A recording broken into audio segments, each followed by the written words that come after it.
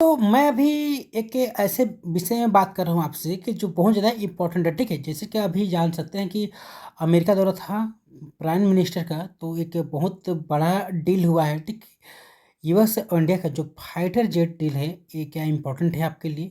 तो चलिए थोड़ा-सा इसको देखते हैं कि भारत में इसको किस नज़र से देखा जा रहा है। अब एक तरफ से आप सोचेंगे कि एज ए कंट्री के रूप में हमको जब यूएस के हमारे जो मिनिस्टर हैं, ठीक है? या फिर हमारे जो लीडर हैं, ठीक है? तो हमारे इंडिया को क्या फ़ायदा हुआ है?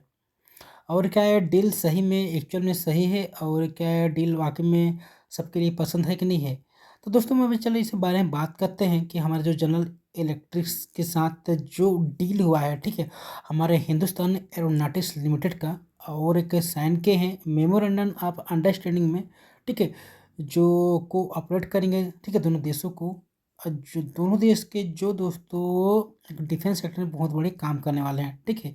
और एक बड़ा-सा एक इंजन बनाने वाले हैं फाइटर जेट का, जिसे बोला जाता है F414 इंजन, ठीक है? जेट इंजन है और जिसको पूरी तरह से इंडिया में बनाया जाएगा, ठीक है? लगभग इसका जो है दोस्तों 80% आपको पूरा जो लागत है, कॉस्ट है, आपको पूरा वहाँ से लिया जाएगा, कहाँ से? यूएस से। उसका टेक्नोलॉजी लिया जाएगा, ठीक है? और इस टेक्नोलॉजी की मदद से दोस्तों पूरी तरह से ये फाइटर जेट हमारे इंडिया में बनेगा। आप देखेंगे कि जब से भारत आज़ाद हुआ है तब से ना भारत के पास ऐसे कोई विमान है, ना ऐसे कोई डिफेंस में ऐसे इक्विपमेंट है जो भारत खुद से डिज़ाइन कर रहा हो। हाँ, आज के आधुनिक युग में भारत बहुत तेज़ी से बढ़ रहा है और जिसकी वजह से दोस्तों हमको को बहुत सारे ऐसे प्रोग्राम और इनिशिएटिव देखने को मिलता है, क्योंकि बहुत सारे ऐसे कंट्रीज़ हैं जिसके साथ इंडिया का कोई ना कोई ऐसे रिलेशन रहा है, ठीक है? आज के डेट में इंडिया अपने हब में, अभी अपने रीजन में, अपने एरिया में चाहता है कि उसके क्षेत्र में डिफेंस का काम हो, ठीक है? कोई भी इक्विपमेंट, कोई भी उपकरण हमारे देश में बने, ठीक है? तो इसी कंटेक्स्ट में दोस्तों आप जान सकते हैं कि हमारे अभी पीएम जी हैं, वो यूएस गए थे और जिसमें से आपको एक डील देखने को मिलेगा, ठीक है? जिसे क्या बोला जाता है, यूएस इंडिया जॉइंट स्टेटमेंट में भी बोला गया है। तो हमारे इंडिया ने डिफेंस में और स्पेस टेक्नोलॉजी में और आर्टिफिशियल इंटेलिजेंस में और साथ साथ जो अदर्स एरिया हैं उस पर अभी यहाँ पास एक साइन किया है यूएस में, और इंडिया यूएस ने अभी जॉइंट मेंशन किया है एक लैंडमार्क, ठीक है? और जो साइन किया है उसके बारे में बताया कि जो मेमोरेंडम ऑफ अंडरस्टैंडिंग है किसके पास, जनरल इलेक्ट्रिक और हिंदुस्तान एरोनॉटिक्स लिमिटेड के पास, जिसे हेल बोला जाता है, ठीक है? और एक किसके लिए क्या है पता है, मैन्युफैक्चरिंग सेक्टर में। और मैन्युफैक्चरिंग सेक्टर में दोस्तों हमारे इंडिया को काफ़ी ज़्यादा हेल्प होने वाला है, विशेष करके जो फाइटर जेट इंजन है उसको देख सकते हैं। एक तरह से जो जेट इंजन बनाने वाला है इंडिया, ठीक है? लाइट कॉम्बैट एयरक्राफ्ट का, तो इसमें पूरी तरह से अमेरिका हेल्प कर रहा है और ठीक अपना जो टेक्नोलॉजी है उसका 80% टेक्नोलॉजी इंडिया के साथ शेयर कर रहा है। तो आप जान सकते हैं दोस्तों इससे इंडिया को बहुत ज़्यादा फ़ायदा होने वाला है। और ये MK2 सीरीज़ का होगा और ये बहुत अच्छा काम इसमें आपको देखने को मिलेगा, ठीक है? तो एक बार इसका स्टेटस देख सकते हैं दोस्तों इस डील का कि इसमें क्या फ़ायदा होने वाला है, क्या नहीं, और एक तरह से पूरी तरह से कैसे ये वाला इंडिया के लिए हेल्पफुल होगा, ठीक है? तो बहुत सारे सीनियर डिफेंस मिनिस्टर ऑफिशियल गए थे और साथ में उन्होंने बताया भी कि ये ऑलमोस्ट डन हो गया है डील, और कुछ कमर्शियल टर्म और पेंडिंग है जो फाइनलाइज हो जाएगा, ठीक है? और उसके साथ साथ यूएस कांग्रेसल अप्रूवल भी मिलेगा। और अभी जस्ट अभी बोला जा रहा है, लेकिन ये डन है कि 80% ट्रांसफ़र ऑफ प्रोडक्शन टेक्नोलॉजी होगा, ठीक है? और क्रिटिकल टेक्नोलॉजी ट्रांसफ़र होगा इंडिया में, जो इंडिया में अब तक नहीं थी, ठीक है?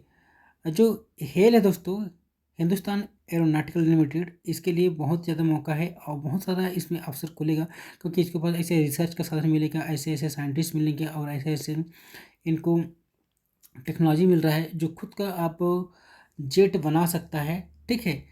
और एक मैं फ़ोटो दिखा देता हूँ, जब क्या बोलते हैं, 14th एडिशन अब हुआ था एरो इंडिया, ठीक है? बेंगलुरु में 2023 में, ठीक है? फरवरी 13 में, ठीक है? 2023 में। तो प्राइम मिनिस्टर नरेंद्र मोदी, आप यहाँ पर देख सकते हैं उसको। तो दोस्तों ये MK2 है, LCA मतलब लाइट कॉम्बैट एयरक्राफ्ट, ठीक है? आप देख सकते हैं। और AF है दोस्तों, एयरफोर्स के लिए यूज करने के लिए बनाया गया था और MK2 सीरीज का है। तो बड़ी आशा की नज़र से मोदी जी देख रहे थे कि काश ये हमारे इंडिया में बनता, ठीक है, या फिर डिजाइन होता है पूरी तरह से होता, तो एक तरह से पूरी तरीके से हम लोग क्या है ना सिक्योर हो पाते हैं, ठीक है। क्योंकि अब किसी भी देश में अगर देखेंगे दोस्तों, इस तरह के जब डिफेंस कोऑपरेशन किसी कंट्री के साथ होता है, तो हर देश चाहता है कि उसके देश में ये सब बने। लेकिन और जानते हैं अभी महंगाई इतना बढ़ गया है और दुनिया में अभी जो सिचुएशन है उसके हिसाब से तो बहुत बड़ा मुश्किल है। लेकिन इंडियन एयरफोर्स के लिए दोस्तों ये सब कदम उठाने पड़ रहे हैं और आने वाले दिनों में बहुत सारे ऐसे आपको एक्टिविटी देखने को मिलेगी। तो इसका महत्व क्या है दोस्तों, एक बार हम जान लेते हैं कि अगर इसका महत्व अगर देखेंगे तो पता चलेगा कि एक तरह से ना ये डील है ना पूरी तरीके से आप इंजन पर बेस रहेगा, ठीक है, और इंजन डेवलपमेंट एग्रीमेंट पर काम कर रहा है। अब 2012 से जनरल इलेक्ट्रिक और हेल का जो F14 F414 इंजन बनाने के लिए बात कही थी, 58 टेक्नोलॉजी ट्रांसफ़र के लिए बात कही गई थी।